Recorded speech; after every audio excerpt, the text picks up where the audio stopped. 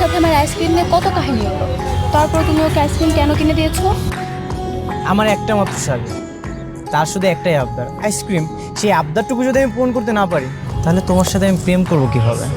Excuse me, আমি তোমার বন্ধু হই। আর আমি যদি তোমার বন্ধু হই তাহলে আমার বোন তোমার শালী হয় কি করে? এক একজনের পয়েন্ট অফ ভিউ এক এক রকম। তোমার পয়েন্ট অফ ভিউ থেকে আমি তোমার ফ্রেন্ড হই, কিন্তু আমি তো তোমাকে আমার বউ হিসাবে দেখি।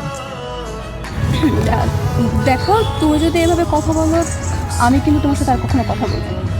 যে মানুষটা জানে তার সাথে কথা না বলতে পারলে আমার কষ্ট হবে, সেই মানুষটা যদি ইচ্ছা করে কথা বলা বন্ধ করে দিয়ে আমাকে কষ্ট দিতে চায়, ওকে ফাইন, আমি সেই কষ্ট নিতে রাজি আছি। ভালোবাসার মানুষ কষ্ট দিবে, সুখ দিবে, আবার কিছু সময় বেদনাতে সব কিছু ছেড়ে চলে যাবে, এটাই তো স্বাভাবিক। বাবা, খুব ভালোই তো লাইন বলতে পারবো, বুঝতে পেরেছি। ইদানিং মনে হয় প্রেমে পড়ার পর প্রেমের বইটাই বেশি পড়া হয়, তাই না? মনের অনুভূতি প্রকাশ করার জন্য বইপত্র পড়া লাগে না। আর আমি প্রেমে পড়িনি, আমি তোমাকে ভালোবাসি। তুমি আমাকে যতদিন অপেক্ষা করতে বলবে, আমি ততদিন অপেক্ষা করতে রাজি আছি। আর যদি আমি অন্য কাউকে ভালোবেসে বিয়ে করে তার সাথে সংসার করা শুরু করি তখন? তাহলে আমি ভেবে নেব আমি ব্যর্থ প্রেমী।